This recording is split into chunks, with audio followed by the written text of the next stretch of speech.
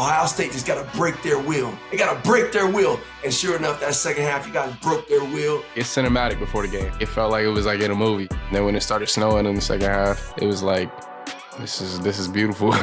Once the defense got that stop and made it 6-0, it was kind of like, they're not finna score. Let's talk about y'all's mascot, man. You snapped. He was standing on business. What were the emotions like after the game? I mean, it felt like a monkey off our back. After the game, Michigan players guarding the M. Like, I feel like it's crazy to be like talking about losing before the game. I'm just walking by laughing like, oh, that's whatever. That's whatever. Hey, let's see how you do under pressure. Let's see how you do under pressure. A moment can live on forever. What's up, everybody? Welcome to episode 10 of Downs to Business. I'm Colts wide receiver, here with my brother, Caleb Downs, Ohio State safety. We're here for another episode. We appreciate everybody liking, subscribing, showing love to us, man. Keep doing it. We want to keep growing with y'all and need y'all to keep showing the love, man. We'll talk Ohio State, Colts, and we'll have a special guest, real personal to both of us. Let's get into the Buckeyes, man. You know we got to talk about the game, but first I got to talk about my prediction. 28-10. Said it last week.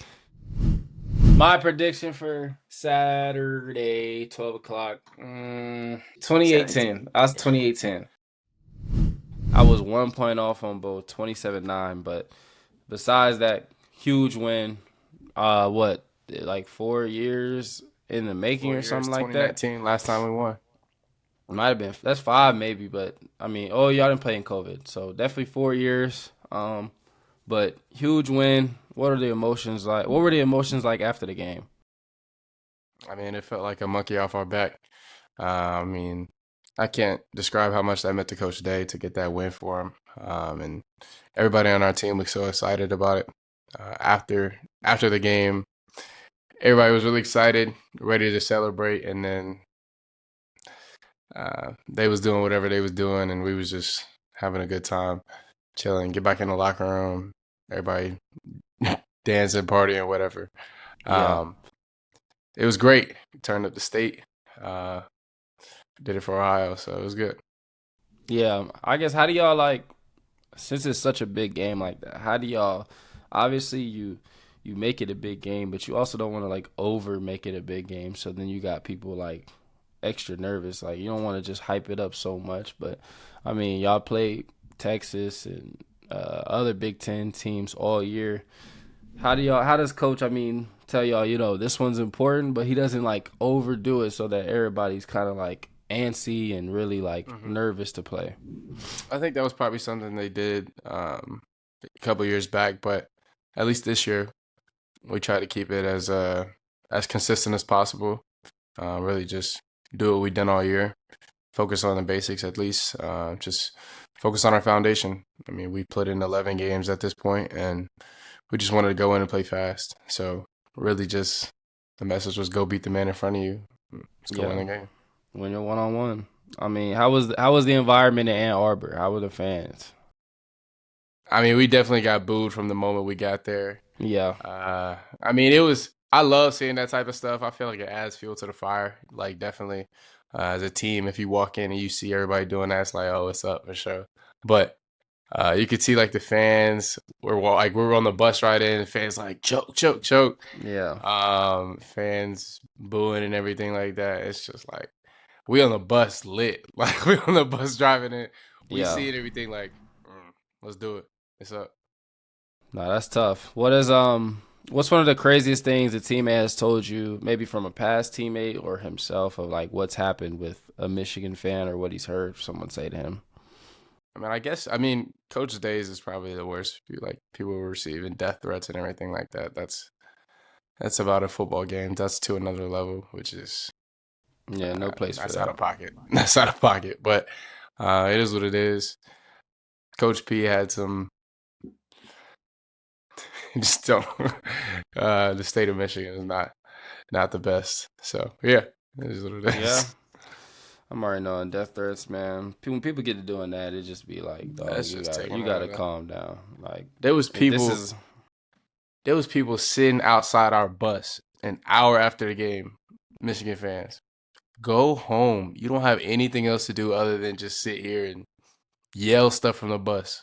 Yeah, like once it gets to that point where you're like about to like, I don't know, or a football game or maybe it's a basketball game, but a sports game is gonna make you commit a crime. You gotta you gotta do some serious soul searching. But anyways, let's talk about the environment. I mean, snow, cold. It's like on Madden or NCAA when you turn those weather implications up and it's snow and the game just a little different. So how did it feel playing in the snow and like was it kind of like did it make it even more magical? Nah, I was telling my teammates, I was like, it's cinematic before the game. Yeah. Like it felt like it was like in a movie.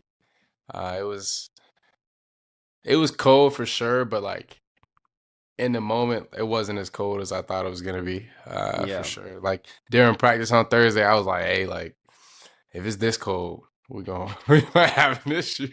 Yeah. But we got to that moment. It was just up. It was like at the end of the day, everybody knew what the mission was. And then when it started snowing in the second half, it was like, this is beautiful. This is Facts. beautiful. Facts. That was my first time playing in the snow, so it was exciting for sure. Was that your worst game of weather you ever played in? I feel like heavy rain kind of worse than that. So no, I wouldn't say that's the worst. Like heavy rain and it's cold is worse than just snow. Heavy rain is definitely worse than snow. Heavy rain and cold is the worst environment. I remember in high school, we used to have grass, and our field had a bad drainage system. And it rained so much the day before the game and earlier in the day that we were playing on like a pool of water. And it was just like you're literally playing in like a puddle of water the whole game. That was probably the worst I played in just because like, I mean, it was not like terrible. No, it was awful because you just couldn't cut. It was just like literally like you would step and the water would come like halfway up your cleat every time. It was just like, bruh. So let's talk about y'all's mascot, man. Brutus has some good shenanigans crossing the X out, crossing the M out in the end zone, doing the OSU on the field. I mean, that's like a one time I'll give it to a mascot. Like, hey, you snap. Like that was tough. So that was a W move. I can't cat. Yeah. I didn't notice he did it at all until after the game, and then they was posting the videos of it. I was like, oh, he was standing on business. Yeah, I can't believe they really let him do that though. Like, everybody saw him in the end zone, just whatever. Wow, it's crazy. No, I mean obviously y'all didn't start fast. Y'all had me kind of nervous sitting there like, bro. One of my homies went to Michigan and he's texting in the group chat like, oh, we gonna do it today. And then I think the score was like, I think y'all might have scored and it was like 7-3 or 7-6 or 10-6. And he was like, well, it was good while it lasted. Y'all got it. He kind of just gave up. But how do y'all just bounce back? How do y'all just like, you got to thrive through the home team's runs. How do y'all just keep a level head and just keep pushing? I mean, as a defense, you gotta play the hands that you're dealt. So Yeah. we got a turnover. We're at like whatever, we were like the 30-yard line or something like that. It was like, let's go make a play. Let's go get the stop. There's none we can control, and we just got to make it shake from where we're at. So it was good. I felt like everybody kept calm heads, level heads, and we got the stop. And from then on, I would say like once the defense got that stop and made it 6-0, it was kind of like they're not finna score. So Yeah. no touches. And then tough. it was inevitable for the offense to do what they were supposed to do. So Facts. we felt confident the whole time. Yeah, Sam played well. But let's talk about, I don't know how you get away with headbutting a ref and don't get thrown out the game. I wasn't even looking. And then one of my teammates like, yo! I'm like, well, I looked at the screen and I see him. I was like, no facts. The referee. I was like, he got a personal foul. I'm like, bro, you should get thrown. Like that's bro. If I'm the ref, easily out. Basketball. No, that was crazy. I don't know what that was. I've never seen that before, and the fact that he just gave him a flag was just kind of like, I mean, it was respect to the ref for not overreacting and so I think he should have threw him out, but respect to the ref for not being Okay, I like, mean, oh, yeah. like it's over with. Like ref was just maybe I don't know. Maybe the ref thought it was an accident. Maybe he was like, there's high emotions in the game and let him like I guess make up for his mistake. But I think he should have been thrown out. He definitely should have been thrown out. But I mean, I do respect the ref for he was able to keep his calm, because that definitely should have been. But it does show the emotion that goes into the rivalry. We probably got in 20 fights that day, so it was a lot. Nah, facts. Yeah, JJ ran a real nice route, scored on fourth down, big play in the game, really big play in the game. Hey, I told him, Early. I was like, you the one that said you wanted to work on your route running on the show, and then and Nah, then he he went out there and ran that route. I was like, all right, ran a nice worked little out. sluggo, physical at the top. Good birthday gift to him, man. Good birthday, yeah. Were you nervous about crossing the goal line in possession for him? I didn't. If they would have called that back, I would have thought that was kind of bogus. Just because I'm like, there was not really evidence that he didn't have the ball. Like, but were y'all nervous on the sideline? I wasn't. I was. It definitely made me stand up because at some point, I don't know if you remember, like I watched a lot of Charles Woodson in high school, and the play they had against uh, Tom Brady where he strip sacked him, ball on the ground, and then they overturned it. It was taking a long time for them to review it, so I'm sitting there like, they reviewing this kind of too long for me. And I was like, there's no way. And then when everybody stood up, nobody had like the official, like, usually you can tell like by like the fans would be like, yeah, da da da da da. Nobody said anything. So I'm like, oh Facts. no. I'm like, what Announcers on the they TV was sounding like it was going to Michigan. I swear, there I'm was like, like bruh. they're like, oh, we don't know, and then the ref came on the field like calls upheld touchdown. We were like, oh, bet, say less. I'll admit, I was a little worried. I was like, oh my goodness, there's no way they're gonna overturn this. No cap. And then later in the half, it's important to end the half with the ball with a touchdown or a field goal. We hone in on that a lot, and y'all did that. Saying throw a late touchdown to Bi. Obviously, it's really important to that. How big was that? Knowing like, okay, we gotta. I think it was 17-9 at halftime. 17-9, we had a Yeah, how big was that? Knowing like, all right, bet we got a touchdown lead. Like, let's go. Obviously, y'all defense is the best in the nation, and it gives y'all extra comfort. Like, all right, let's go finish the job second half and get this going. we were excited just because we knew that we had held them and gotten 3 stops, but we were mad that we had given up those 3 field goals. We were like, we got to stop giving up field goals. But it was definitely good knowing that we executed, because always all our coaches talk about winning the middle of the game, and so we won right before the half, and then we got the ball out of half, so we knew that we were going to have a chance to flip the score on them. And then out of half we didn't, but got to stop and then scored that next drive, so it was good. Yeah, and then I mean, I don't know any bigger honor than having LeBron James tweet at you on Twitter.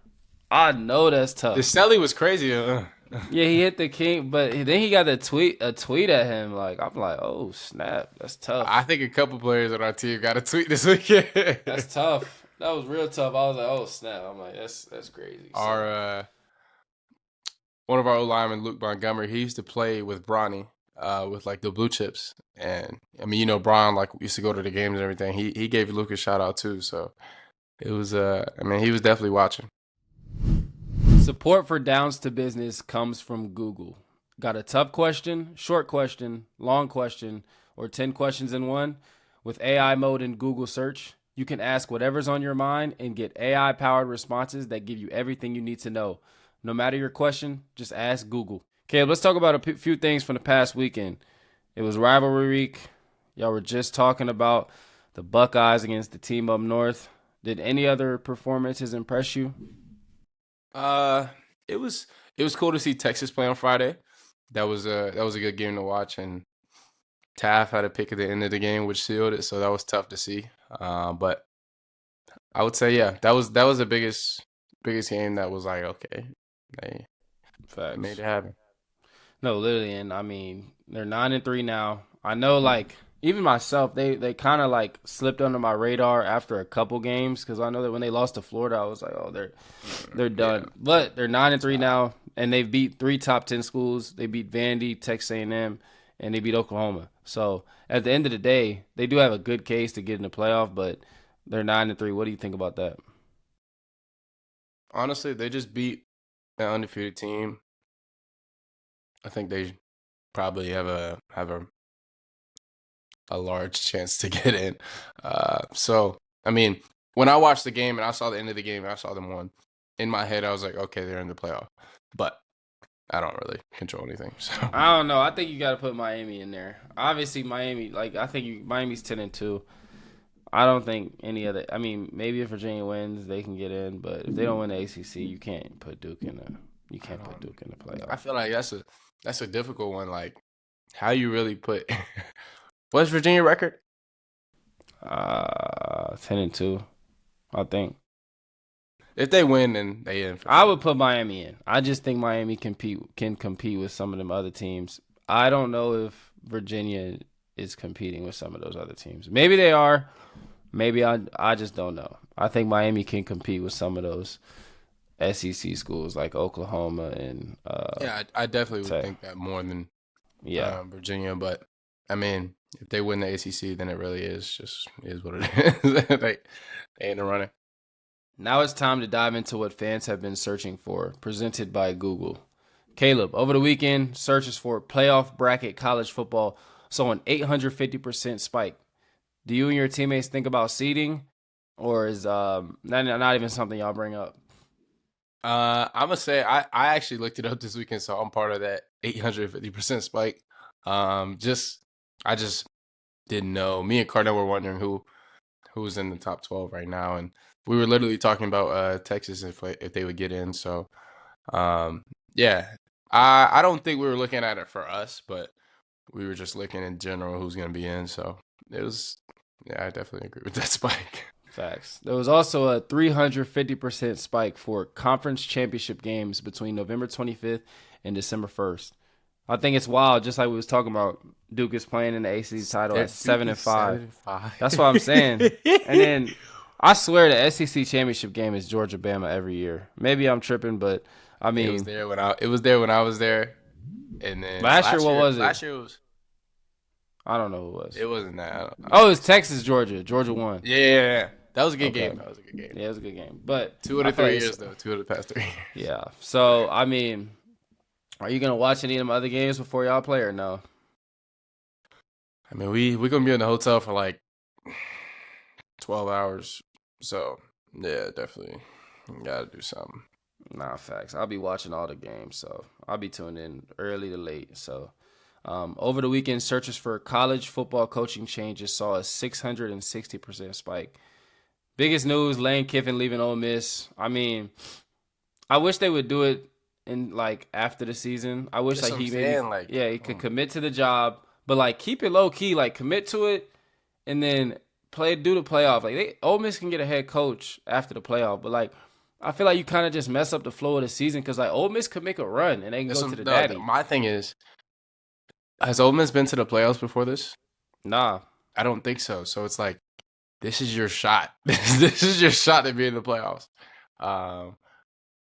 And the best chance you have to win right now is playing Kiffin. So I thought that was kind of whatever. But I get you don't want him to take your players, but at the end of the day, he recruited all your players. So if he wants, he can take them either way. If they're gonna go, they're gonna go. That's what I'm saying. Stop that. I just don't get why you would I don't know. I don't know why you have to make it public so soon.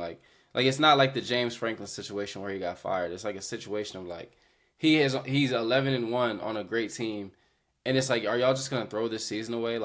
Why would y'all? Maybe they can still win without him, but I feel without your head coach, it kind of it's difficult. That's a huge piece on the team. Some of your players are gonna be checked out. They're just gonna be yeah, it's just I don't know. I think that's a weird dynamic, but whatever. That was Fan Searches presented by Google. And remember, no matter what question comes next, you can just ask Google. Yeah, second half started. Obviously, big tutty from Tate. All y'all receivers had a touchdown. That's tough. how big was it having y'all's dogs back? Smith and Tate. Just knowing going into the game, we got the Arsenal coming. I mean, it was definitely a good sign for the defense. We were like, okay, we're gonna have an explosive game, and then you could see from the first play of the game, they're like, hey, we going for it. And threw that fade to Cardinal the first play. He broke it up, but it was like, all right, cool. Like defense, we can live with that. Sitting on the sideline, like that's what we want to see. We want to see the ball in the air. So we were excited, and when he made the play, everybody was like, okay, JJ scored, BI scored, Cardinal scored. So I mean, it showed the offense and when they had their weapons right. So they do what they're supposed to do. Facts. In the third quarter, you almost had a book. Did you feel the momentum swinging then, or did you just? What did y'all feel in that moment? Like, okay, we got this one. I mean, we was definitely going on the field with crazy confidence. I can't cap. Yeah, going out there like they not finna score. Don't matter what. Don't matter what happens. They not finna score. So, oh my goodness, I should have picked that ball off. But it was I seen the two crossers coming across the middle. I'm like, oh, ball definitely coming here. And then he threw it. He the Michigan player gonna be like, yeah, like you got there a little early. I was like, I'm going for the ball. Shut up. I'm going for the ball. I saw him complaining. We know we gonna do that as receivers. We gotta complain. Get out of my face. He's like, you got there early. I was like, I can catch the ball just like you can. Shut up. But he bumped me. I don't even think I really got my hands on it like that. But that was a good PBU though. It was. I needed it. Let's talk about Bo Jackson. He had a couple big runs, 22 carries, 117 yards, 4 catches, 49 yards. I know you probably want to give a shout out to him and the O-line. How have those guys been playing? I mean, he's a true freshman playing good. I want to say we came in on Sunday and they said, O-line, everybody graded out above like 88%. And I was like, above 88%? Like, they had the point of attack every play. And they not like, it's not like a DB where it's like, okay, some plays the ball just goes away from you. Like, they had the point of attack every play. And if they all graded out above 88%, that's crazy. And then all of them had like at least 8 knockdowns individually. So it was like, dang, like they had like 30-something knockdowns. That's total. Like throwing people to the ground every play. So that was big. And then you hear that, and I was like, okay, it makes sense. Like Bo, he went out there and did his job. And then he had that one where he hit a crazy stop and go. That was tough to see on the sideline. That was tough. And then he was doing it too on the field. And then whenever they had something to say to him, he was standing up on it. So he was standing up on it. So I respect what he did on Saturday, and he's gonna have a great next couple of games and a great career. And then, I mean, late in the game, 4th and 1, Coach Day said, "Let's do it. Go for the gusto." 4th and 1, went for it and got it. Was that a risky call? And like, obviously, it's a little risky, but it's probably paid off. Does that just show his faith in the offense and faith in Julian and the whole group? I think it definitely does, and I think he wanted to keep the ball in our hands as much as possible. And that was a big thing. Like we only played like 40 plays on defense or something like that. So the offense held the ball for a long time. But I mean, he did have the whole sideline yelling at him, "Go for it, go for it." So I think he had the confidence to do that for sure. Yeah, no, that's when the team behind you that's a little better. Everybody was on the sideline. Let's do it. I was not trying to go out there for point. And then now late in the game sealing pick really kind of was a good exclamation point to the game. IGB got a pick, took his helmet off.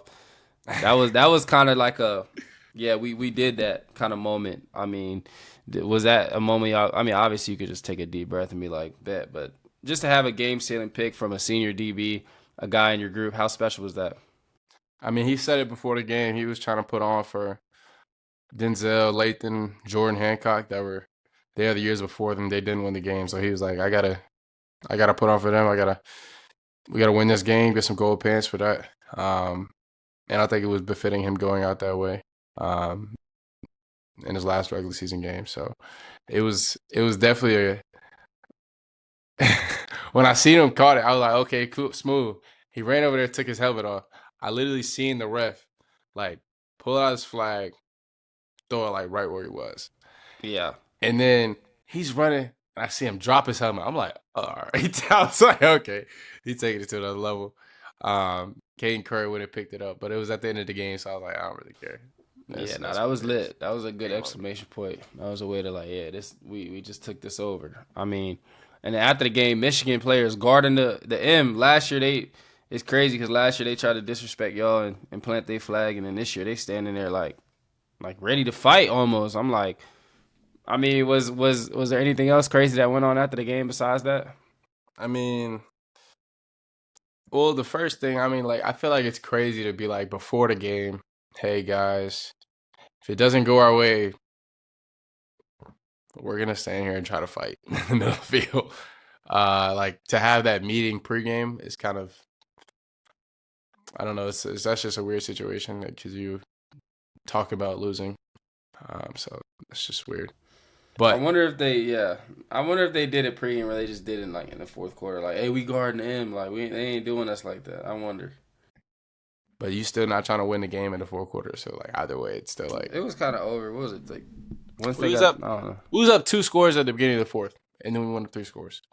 So yeah, I mean, but whatever. So I right when the game like was over, all of our coaches, staff, they were trying to get everybody to the end zone. They were like, because we got to go sing our fight song, Carmen, Ohio, and they knew that like something was gonna happen, so they was trying to push us down there. And then right when the game ended, everybody ran on the field, and they were like when I walked on the field, they were already like 40 deep on the on the M, and they was yelling like, yeah, da da da da. I'm just walking by laughing like, oh, that's whatever, that's whatever. And then ran over there to the stands and everything. They still sitting there. They was on the field for like at least 10 minutes, just like, nah, like it's not happening. I know a couple of our players where they talked about it, but I don't know if they was gonna do it or not. But Coach Day definitely wasn't gonna let that happen. So they sent them back to the locker room, but they did not leave like the walkway where both locker rooms went to. They were sitting in the walkway like, come back. They were trying to make sure like when they left the field that we didn't go to them. So they were sitting there waiting. And then, yeah, the police officers had to keep telling them go back to the locker room. So we was just chilling on the field doing whatever until they left. Because I had tried to walk back to the locker room, and they were like, nah, you got to wait. They still back there. I was like, bro, it's been like 20 minutes. Yeah, no, that was kind of different than usual, but, kind of expected after what happened last year. Who do you want to give a shout out to this week? And how do y'all get the focus, away from that game? And you got a huge game this weekend coming up against the Hoosiers, undefeated team, undefeated versus undefeated. They basically got a home game, but y'all not far, so y'all fans gonna travel. I don't know. How does it feel to have to switch gears? And then who do you want to give a shout out to? Definitely give a shout out to Kenyatta Jackson. He played at a high level. As he would want me to say, Michael Myers played at a high level. So watch that film. He played at a really high level. And then Sonny Styles, if you watch that film, he was getting active. He was getting active on Saturday. So I would say those two deserve that shout out for sure. And then, I mean, we all excited. That was one of the goals of the year, was to play in the Big Ten Championship and try to win that game. So, I mean, job's not finished, and you got to move on at some point. So we're at practice today. We're going to go for it and put our best foot forward and try to prepare the best way we can. But everybody's excited, and everybody knows it's. Our coaches told us the other day, it was like, it's 1v2 in defense, 1v2 in the Heisman quarterback race, 1v2 in the nation. So yeah, it's gonna be up. Yeah. Now let's talk about IU. They how good is their offense and how good is their defense? I mean, They got a good crew going both ways. Good head coach. What have you seen from them so far? You can tell they're well coached. Yeah, Their coach he has some iconic catchphrases already in the past yeah, 2 years. So Mendoza's playing at a really high level. He's done a great job running the offense. They're really efficient. The receivers have gotten open, have done their job, and a lot of them are the same as last year. Their running backs run hard, and they have a good scheme up front. So I give them credit for that. Watching the film yesterday, and then their defense wise, I don't know fully what they do, but I know they're second in the nation, so they got to be good at whatever they're doing. But yeah, we gotta prepare this week and put our best foot forward, and to have a chance to win the game. So yeah. No, that makes sense. I'll give a prediction this game. I say 28-17. That's gonna be my prediction this week. where are you getting this 17 from? What are we talking about? All right, you want me to give you 20? Okay. Nah. Stay on that side. Nah. I redid it last week, so let me redo it. 24-13. 24-13 final score. That's what I'll say. 24-13 final score. Ohio State takes it. I mean, 13 is. I think they'll score at least one time. They're good. They're a good offense, but 13 is still not a lot of points. 13, not a lot of points. All right, our 11 Warriors fan question of the week comes from user DaShoe. DA space shoe. DA space. What's something you learned from each other growing up that still shows up in your game or your life today? I feel like I learned from Josh the ability to have a chip on your shoulder. Like all throughout middle school, high school, he was never always like the biggest player, like size-wise and everything. And I always respected that. Like it didn't matter. He went on and played and went on and put himself in the best position, and you could see the intensity that he played with. And I always admired that. So I try to play with that intensity as much as I can. I'd say, just Caleb's discipline is really good.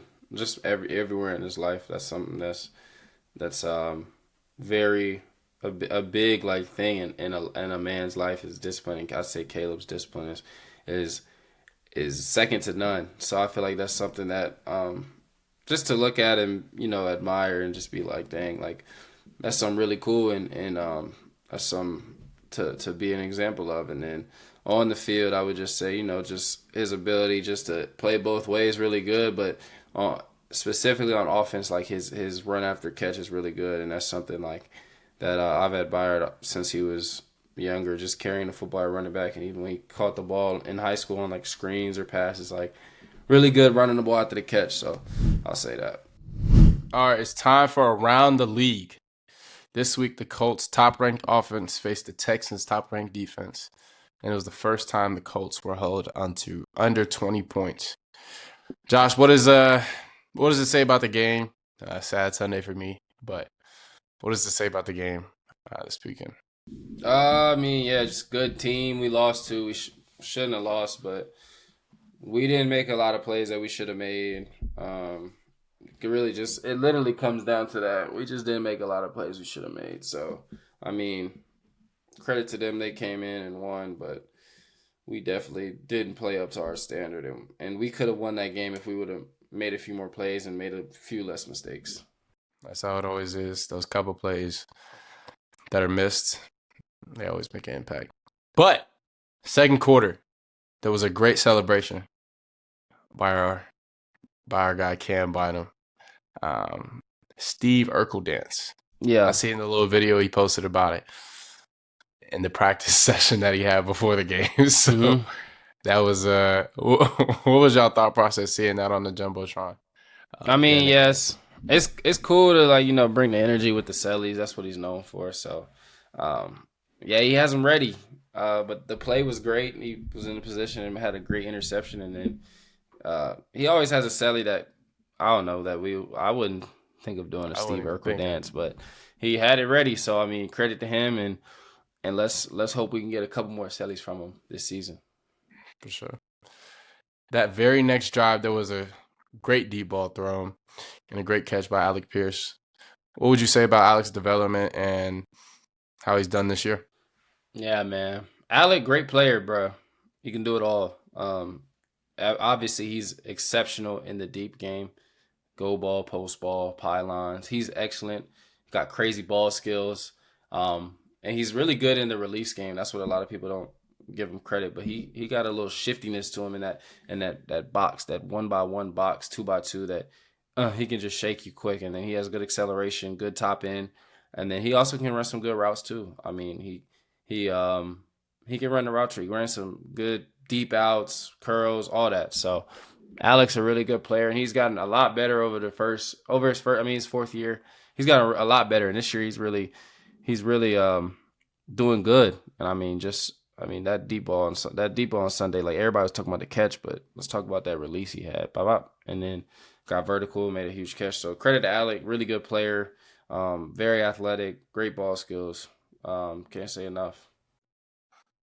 All right, so I was watching early in the game, and the offense is kind of stagnant, but in the second quarter, it seemed to open up a little bit. What do you attribute that to, and what did you see?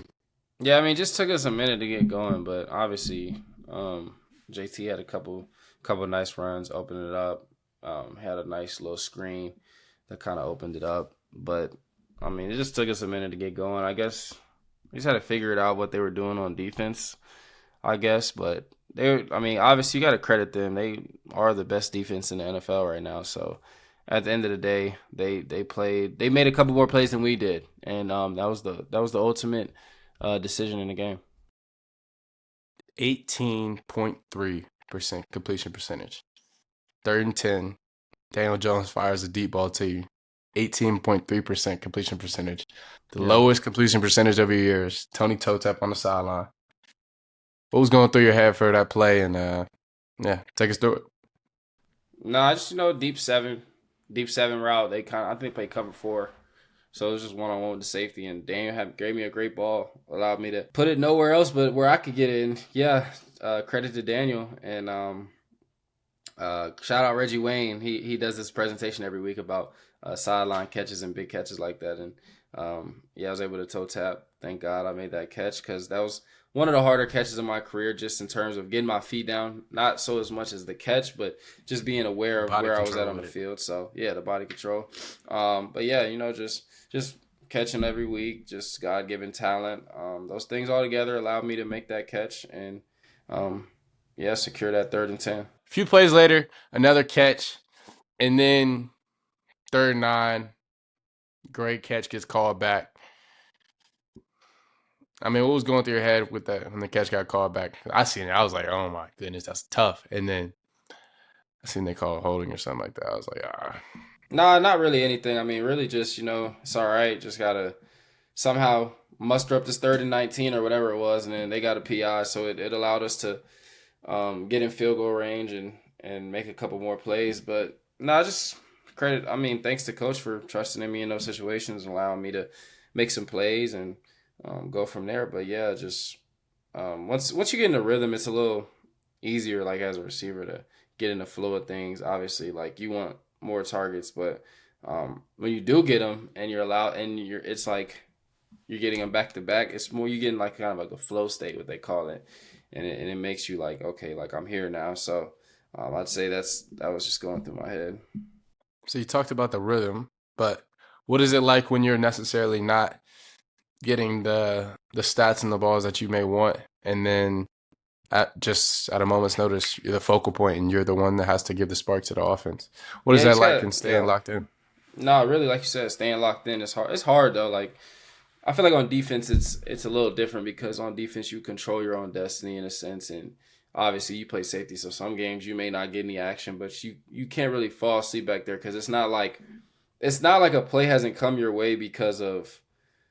Like, it hasn't come your way because your defense is playing well. That's why. But on offense, as a receiver, like you may not touch the ball two times a game, and you may not touch it till the 3rd, 4th quarter, or you may touch it early and not touch it late. So it's like it's just about staying locked in. I talked to one of my good receiver coaches, Drew Lieberman, about it all the time. Like just staying locked in and staying focused on the moment and not thinking like not thinking into the future, like during the game, like like I ain't get the ball, like this sucks. But if you start thinking like that, then the ball does come your way and something happens that you don't want it to happen, and then you're like, bruh, like I was asking for the ball, and then this happened. It's just like, dang. So you got to stay locked in. Sure. Well, the turf seemed to have an impact on the game, like you said the other day. I think it was you and Cam were talking about the fact that the turf wasn't at the level that it needs to be at. Um, I mean, how did the turf get you on third down? Just lost my footing. Like literally, I just lost my footing. And I mean, whatever, turf isn't the best, but I just lost my footing, and that's pretty much it. So, I mean, can't really say anything else to that. Lost the footing, and that's what happened. Daniel Jones. I mean, I could see him limp a little bit during the game, but it wasn't crazy. How much do you think the injury that he suffered right now is going at him? I mean, he's playing with a fractured fibula. Savage. That's what I'll say first. Savage. You're real savage for playing with that. I mean, he's out there battling. Can't really discredit him. So at the end of the day, it's like he's out there playing with that. At the end of the day, like he could easily be like, yeah, I'm gonna take a couple weeks off and get this right. But he trying to go out to battle with the team. So, yeah, it's obviously you got to think if you had a piece of your leg broken, like you're gonna feel it every time you walk, every time you run. So. It's not probably the most comfortable thing, but like I said, he's a savage. He's battling. He's making some good throws for us too. So it's gonna get better as the weeks go, obviously, because as time goes, injuries heal. And I don't know where he is at in his recovery, but I think that he's getting better. Yeah, I mean, I feel like as a team that you rally behind that when you see somebody laying it on the line. So I feel like that's always a good thing for a team. You see your quarterback play with that type of energy, that type of toughness. But Sauce Gardner went down in the first quarter. Seems like he'll be out for multiple weeks with a calf injury. How do you think your secondary and the defense reacts off of that? I mean, we didn't have him till Germany. So, I mean, our secondary is playing pretty good throughout the season. I mean, we got guys, Charvarius Ward at corner, Mekhi Blackman, Jalen Jones, Kenny Moore. So those guys are really good players, like as well, like excellent players. Obviously, it's sad to see a great player like Sauce go down. I mean, hopefully he's back in a week or two. Them calves, you gotta be cautious with them because that's a sensitive area. But I know he'll do the rehab and do everything he needs to do to get back right. But yeah, secondary, I thought they played fine. I mean, you got to think everybody in this league is good players. That's what people don't understand. Like people in the opposition go make plays, and it's just like you got to just overcome that. So it's like you got to keep at the end of the day, the talent level is it's so razor thin on every team. It's not like this team and then this team. Like even the best team and the not best team, like the players are still very close in talent. So, and we played a great team. So they made some plays, we made some plays, and that's just how it went. So the final score, 20-16. You'll see Houston again, week 18. And I think my freshman year, that was the last game that I went. That was the game I went to. Yeah, it was y'all last regular season game. Facts. We ain't beat them in a minute. We gotta beat them next time we play. Actually, we ain't beat them in a minute. So I ain't beat them since my second game my rookie year. That's the last time I beat the Texans. Yeah, we got to get that. So yeah, our colleague Jordan Schultz tweeted something interesting. The officiating for the Colts game today was a disgrace. Every week it's somewhere. This week it was the Colts. Beyond disgusting. So did that impact you at all? Seeing the way the refs were calling the game? I mean, there was maybe one or two calls that weren't the best, but at the end of the day, like if you let that one call just lose the game for you, then I guess you weren't supposed to win in the first place. Because there's a whole lot of other things that go on in the game. Obviously, you want those calls back, but we gotta weather that storm and be able to still win the game because we had multiple chances.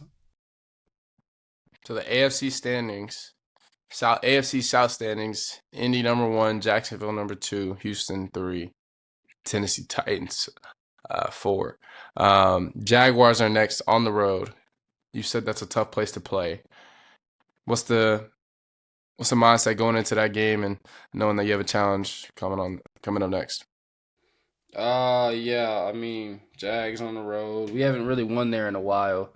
You can look that stat up. We're tied for first in division at 8-4 each.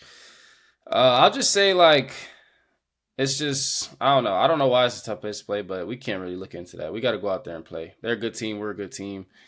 Obviously, it's December football. What else would you want than just playoff football in the regular season? So it's another game, just like last week. That's a huge game of stakes, and we got to go out there and win. Simple as that. It's a new day. Got to go take it. So yeah, it's going to be an opportunity. Let's welcome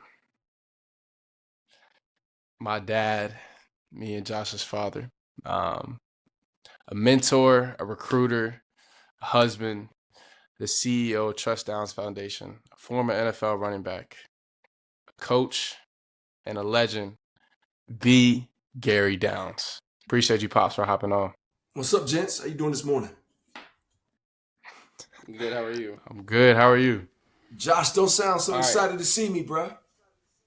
Nah, I am. I'm just, it's early. All right, out of all that, what are you most proud of? All those, just compliments that Kip just listed. Well, I would say the most important thing is being a godly father. Being a father to you all, I would say that's first. I would say I truly like being a mentor and a coach. I've got some great young men that I've coached over the years. I'm very proud of them, like Jacob Sailors, who plays for the Detroit Lions. I mean, he's a great one. Quay was a great one. But I would say being a father and being a mentor. I also would say being your Sunday school teacher when you guys are like 7 years old and 4 years old. Yeah. I got a chance to watch you guys get baptized, and that was a memorable occupation there, being your Sunday school teacher. Yeah. No, that makes sense. I mean, I remember a little bit of that. I forget, what was the church called again? Friendship. I Friendship. That's It was all. friendship for sure. Friendship. It was friendship, yeah. I remember the Sunday school was downstairs in the basement, though. I remember it was. I remember the doubt. church. I just don't remember Sunday school. Look, I remember it was probably like.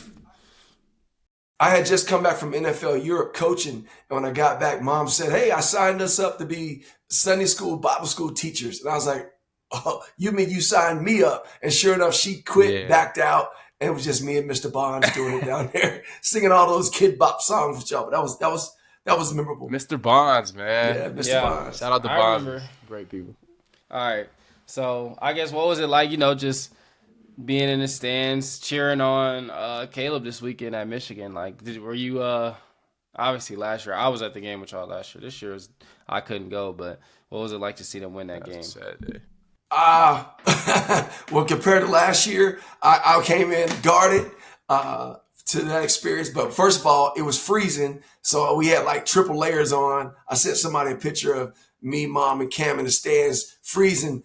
But when the game started and you guys sort of started out flat, Michigan bust that big run, and Julian threw that pick, I was like, not again, not again. And then you guys righted the ship. And then I told Tanya, I said, Ohio State just got to break their will. They got to break their will. And sure enough, that second half, you guys broke their will.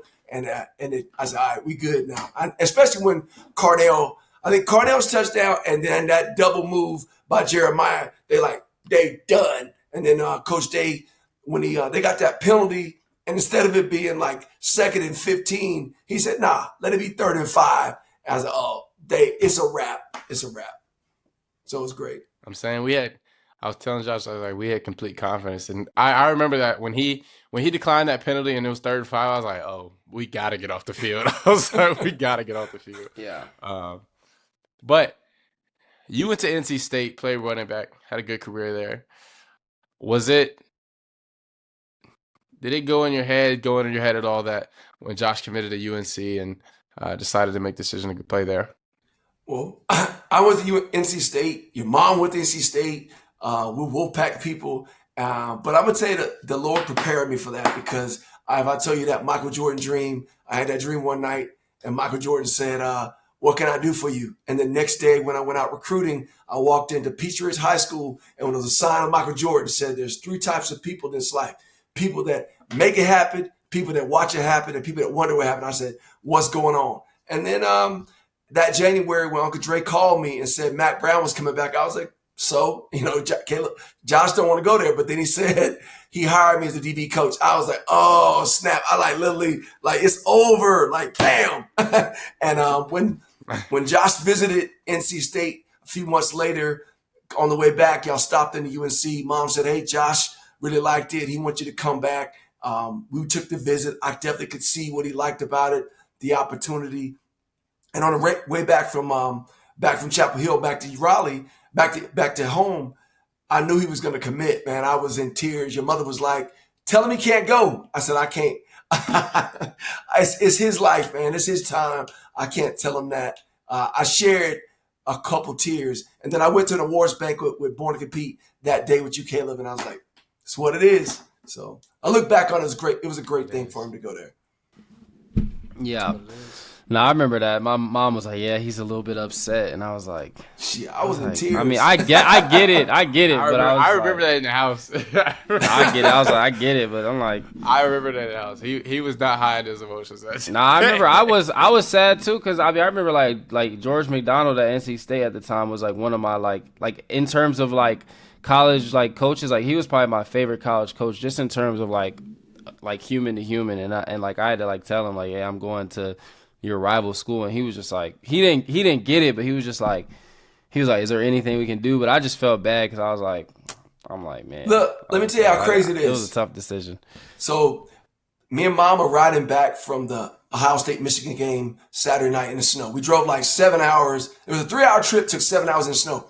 Bobby Purcell, who was the head of the NC State Wolfpack Booster Club, he calls me on my way back, and he's like, I just want you to know, we're just really proud of you and your family, and we just watched the game, and Caleb played great. That guy was our Booster Club president. That's how tight I was with NC State. That's 30-some years ago. That guy called me. He called me the other day. I've known him since I was a freshman in college, and I'm still part of the Wolfpack family. And so, it hurt. It hurt bad. Yeah. But I love you, Josh, and I'm really happy for you to go to UNC. It was a great decision for you.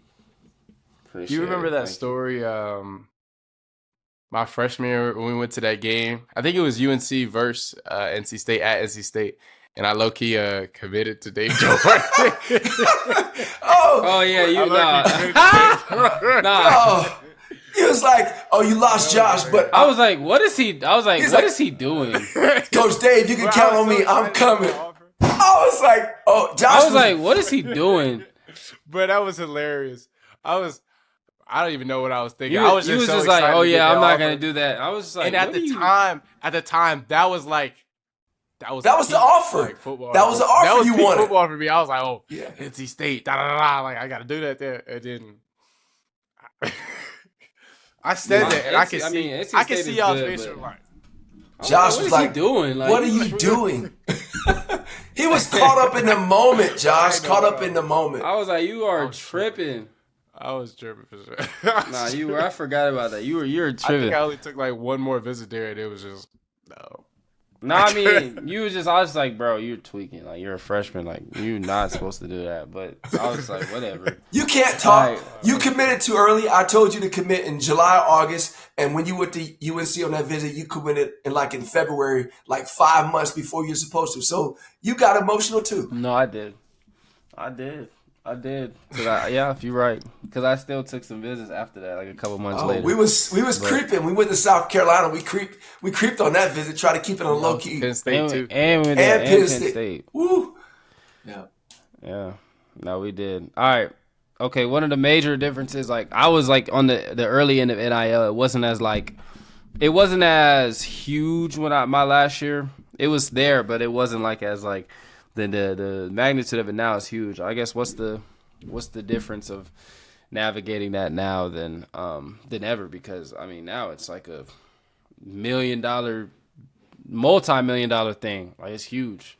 Well, when you got to college, the only thing was in place was the cost of attendance, where you got about $1,000. And I was like, woo, he get $1,000 a month. Man, that was awesome. And then, of course, NIL dropped. And I remember your first couple of NIL deals. There was no NIL agents. There was hardly any marketing people. So people would come and offer you things, but you didn't have anybody to help you negotiate. And there was no understanding of the marketplace. And so then the next year, the collectives emerged for you. And then it was like, do you negotiate with a collective? What is a collective? But then when Caleb got there was clearer understanding. There was agents and marketing representatives in place. There was a clear market. I remember On3 came out with the whole NIL valuation. So you just had more precedence to understand what was going on. I could call people and find out what other schools were doing. I was a coach in college, so I understood what was going on in that place as well. But now, obviously, the public thinks it's chaotic, but there's better understanding from a parent standpoint and an agent standpoint of what's out there between the collective, the revenue sharing, and true NIL, which are marketing deals, whether they're deals with Roback or Hulu or with Whistle. We understand what those things, and we have contracts in place that are standard. When you started, I remember someone offers you some money for some autographs. I didn't know, like, well, okay, are you supposed to charge per autograph, per item? Nobody knew. Yeah. And then we learned, so. Mm-hmm. I don't know why, like, whenever you talk about your NIL, Josh, I think of, like, that Old Spice commercial you did with the white beater on, and I was watching it. I was like, even a commercial. why is he have this ugly white beater on? It was a picture. It was mostly social media posts. That's what it was. Somebody would pay you to do a social media post about their thing, so. Me and Cam were looking at like, what is he doing? Like, why is he I remember that. They didn't say nothing but take some pictures with a Old Spice bottle and be chilling. Like, I was like, all right. Yeah, I don't even know what it was. It was pretty much like, hold our product up, put it on your story, and put us in your thread, and then keep it up there for 2 weeks, and we'll give you $1,000. That's what NIL was that first year for the most part. And then, sign 100 autographs, and we'll give you $1,500. That's what it was. Simple as that. And then it expanded and grew from that. All right. Well, I guess what are some of the more, like, I don't even want to get into like what exactly he's doing, but I guess what's one deal y'all are working on with Caleb? That's man, you had a shoot on Monday. What was that about? You had a shoot on Monday. What was that? We had a Fortnite shoot. Yeah. Who was that? Who was in that? It was me and Cornell. We did it last year, and then we did it today. I mean, yesterday. But yeah, that was good. You first off. Well, let's get into some of your deals. And you're not. Whoa! I actually got a kill yesterday when we played. I got a kill yesterday, and we made it. We made it to 6th. So I'm taking. I might get on that Fortnite. That Fortnite, low key, that's the one game that I actually will play is Fortnite. Oh my goodness, my 8th grade year. 7th, 8th grade year, I played Fortnite too much. And Josh, you played it all day, all night long. Caleb, y'all was on that game like, what in the world? All day, all night long for a while, straight up. I had to ask him yesterday. I was like, "Hey, how do you shoot?" That was tripping. When I was coming out pre-draft, I was playing Fortnite with the guys I was working out with like every single day. We would work out and just go home and play Fortnite for like 5-6 hours. I was like, bruh, like literally that's all we did down there in South Florida. We would just be like, "Y'all on that Fortnite later?" Bet, and we get on the mic. We was playing the game, but we really just talking trash the whole time. Like I remember it was like me, Bryce Ford Wheaton, Jordan Addison, DeMario Douglas. We were playing Fortnite every single day, just cracking jokes on each other. In regard to deals, obviously we have true NIL deals. And Josh, you've had the Adidas deal, and you guys got a Hulu deal, all those kind of things. And then when you have an organic deal like Fortnite, because you play Fortnite, or you use a certain soap, those are great deals because that's something you use or something you eat. Like I eat this, I drink this drink. Those are awesome. Like Caleb's got a deal with Roback. He wears the clothing. Those are awesome. But then we also got some deals, I like private equity deals that you may market, you may promote, but these are more business deals. Let's say like A-Game. A-Game is a drink that you got some equity in. The A-Game is blowing up. They're in stores. And you can buy it online. But you got equity in that company. We call it sweat equity. You didn't actually invest dollars, you invested your time and energy. But then you have other deals like Cherry and High, which is an apartment complex in Columbus, Ohio, that we actually put funds into. So like Caleb says, I want to produce passive income. I want to use resources I have now to grow myself so I have passive income. So one day when I'm not playing ball, my funds are providing income for myself and my family. Like he talked about providing income for his wife and children. And like they're not even there yet, but that's what he's thinking about. Another deal that's organic, Roback. Caleb has a Roback deal, but we as a family through Trust Downs invested in Roback, putting in equity because we believe that's a business that's going to scale. We find deals from various places. Patrick is a private equity organization, basically an investment company, and they had a deal with Spindrift. They presented it, and you can buy Spindrift in Walmart, in Publix, in Kroger, in Target. You go to any nice hotel, you got Spindrift. But we got cases and cases, but we believe in that product. We drink that product, so we invested in it. Yeah, we got cases and cases. And even this right here is a organic deal. What we're doing right now. No doubt.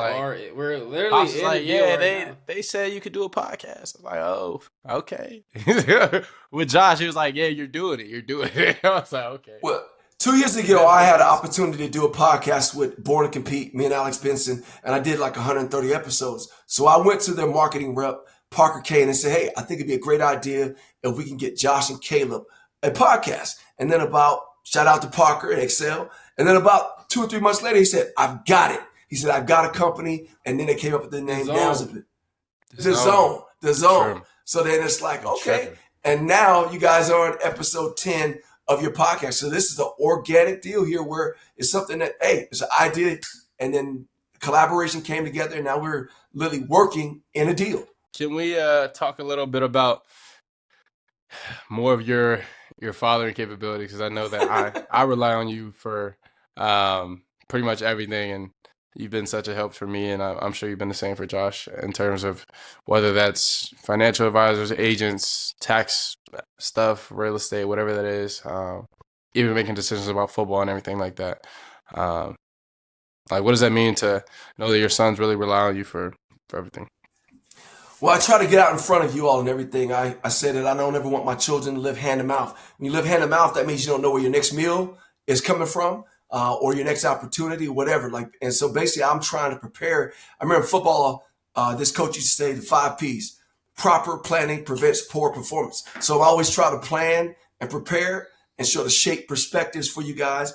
And so me going through this as a former player, I played 7 years in the league. It's like I thought about all the things that I wish I had known or things that people would have done for me. And so, okay, they're coming to the league. The first thing I did when you guys were going to college is form an LLC. And I said, because they're going to get money through NIL and other means, through marketing, it's going to come in 1099. So I formed an LLC first for you guys. I did the first one through Josh and just found an attorney to do it. The next one, I sort of worked through a financial company. And then when you talk about vetting a financial company, it's like, okay, I'm looking for 3 C's.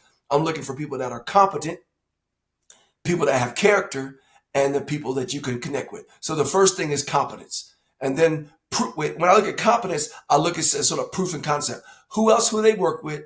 What are their past track records? So I look at that, and then I see, do they have character? Because there are some competent people out there that you don't have character. You can't trust them. They don't have integrity. And the last one, once they have they're competent and have character, then I'm trying to find out who can you connect with it. Because it's not about how well I connect with them. In the end, I'm empowering you so you can connect with them, because surely one day you're going to be one talking to the financial advisor, to the tax attorney, to the real estate agent, or to the marketing rep. It can't be me, because when y'all first started in college, you're 18 years old, but now you're 20 and 24. You guys are more heavily involved in these conversations. And sometimes Josh, he just makes a decision and just says, what do you think, Dad? But his decision's already made. So in the end, it's like, I want to prepare you. It's like when you teach a kid to ride a bike. You start them on training wheels, a tricycle and training wheels, and you pull and then let them go. Because that's really the goal for me one day, to say, hey, I'm always going to be here to advise, but I'm going to step back.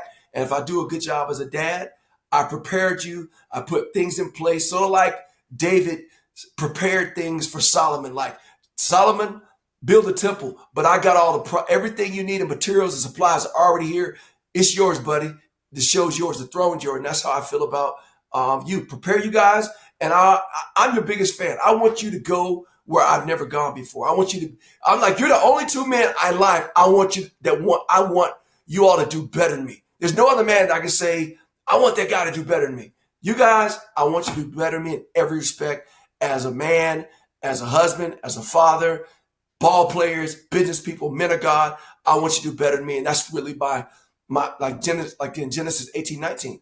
I mean, I'm going to try to raise you guys up in the fear of the Lord.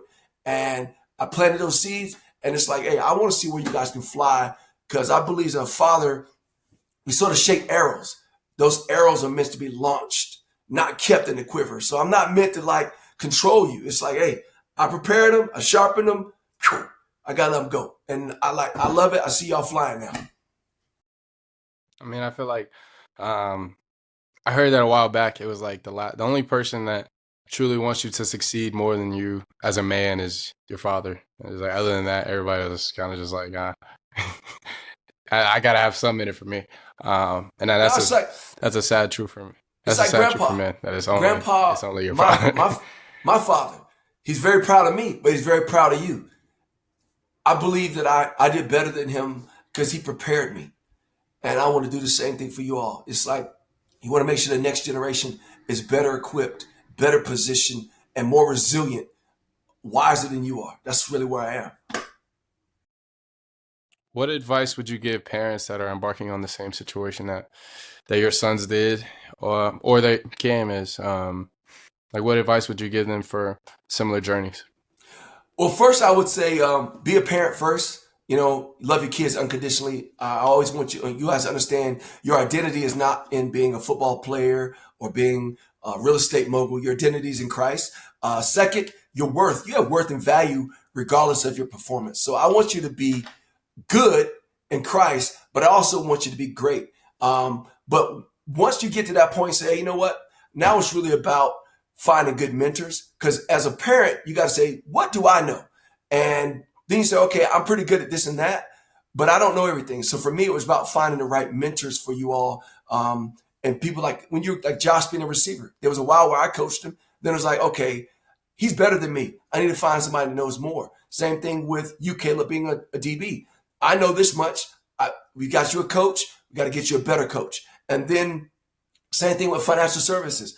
I know a little bit about financial services and finance, but there's people that know more than me. So trying to find professionals that know more than you on your team as a financial advisor, an agent, a tax accountant, and even real estate. And then even in the process of being a parent, there are other parents who've gone through this before. So don't be afraid to reach out to mentors, reach out to me. You can reach out to me at coachdowns@gmail.com. And I'll help you because I want to help, because I've been through it, because nobody's been through all of it. So I love to help, and I have people to give me advice, and that's what I would advise parents. You don't have to go it alone. There are other people that have done it for it, but you remain in the seat. I call it the swivel seat, and you got to control who gets in the circle, because you don't want just everybody in your circle. You got to vet people, because you got to be a good steward of your household. And there's a lot of people that want to get connected to Josh and Caleb, but I say, you know what? You got to come through me first, and that's just what it is.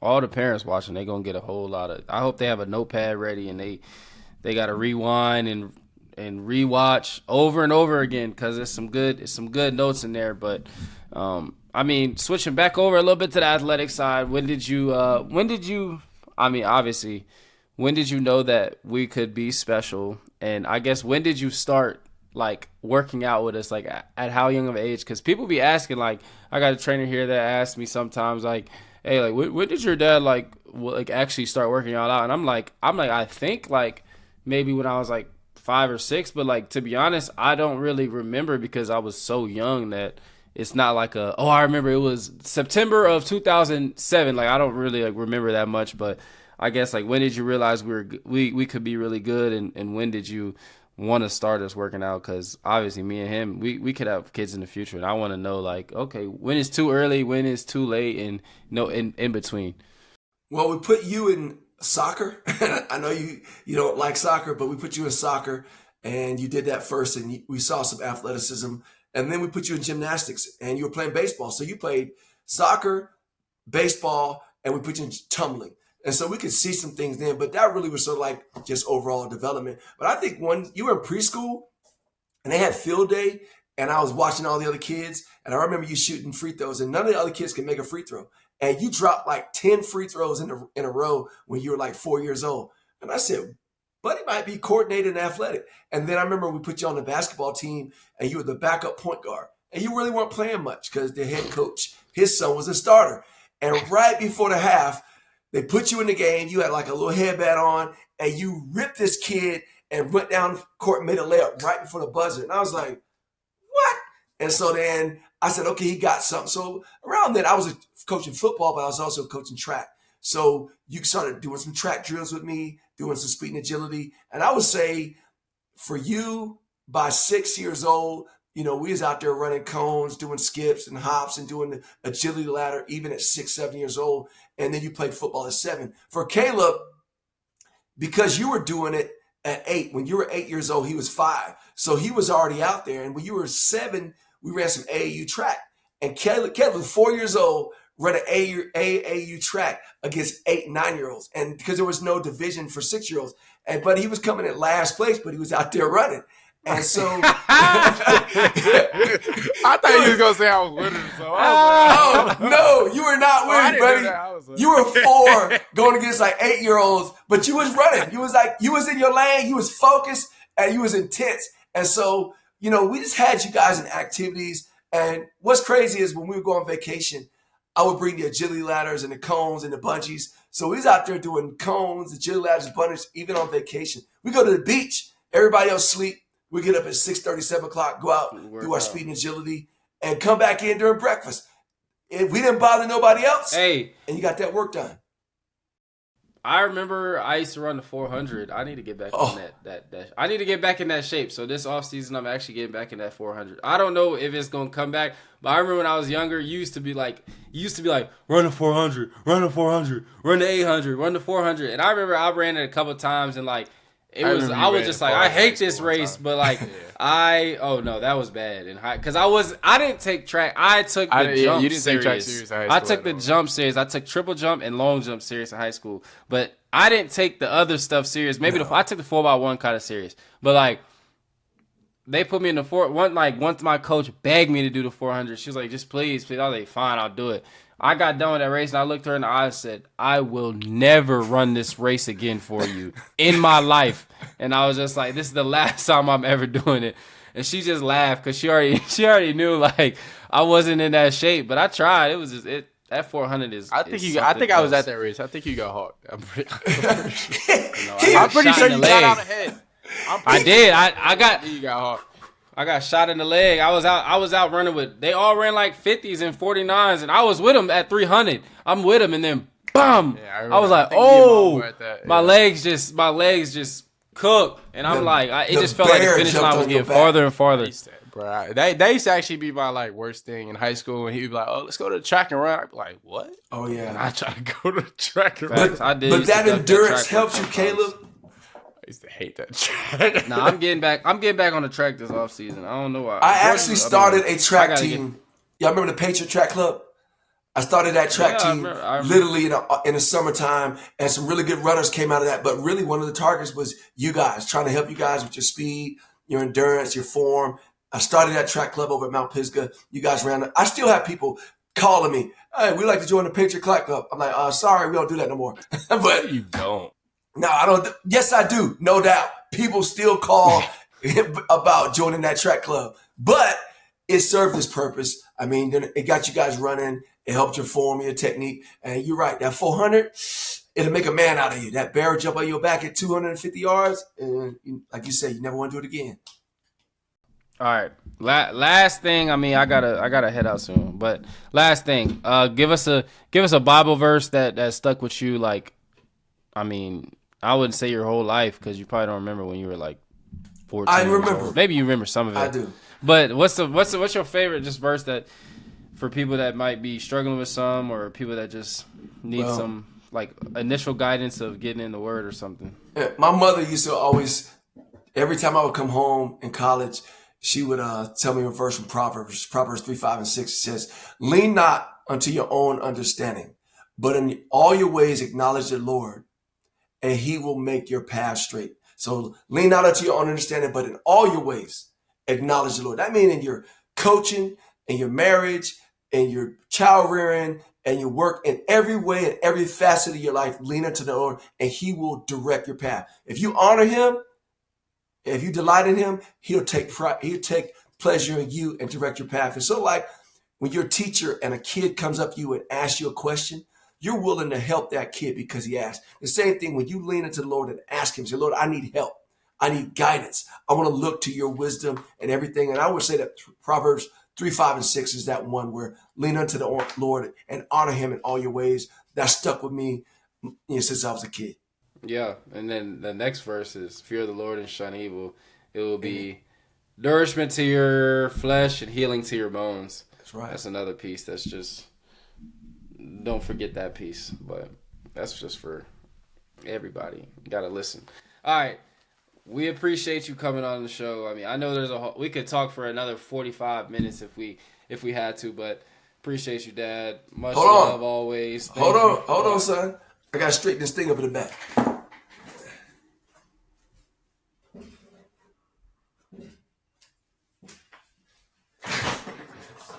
You know how I'm a stickler for details. It's crooked. I had to straighten it out. It's been bothering me the whole day. Guys. Hey, I love you. Clown. I appreciate y'all. Hey, it's been good. Yeah, facts. Good show. I mean, I appreciate all the knowledge. I hope everybody, parents, younger kid, get you a notepad and just keep rewinding every 10 seconds because it's going to be too much to just listen to once and scribble it all down.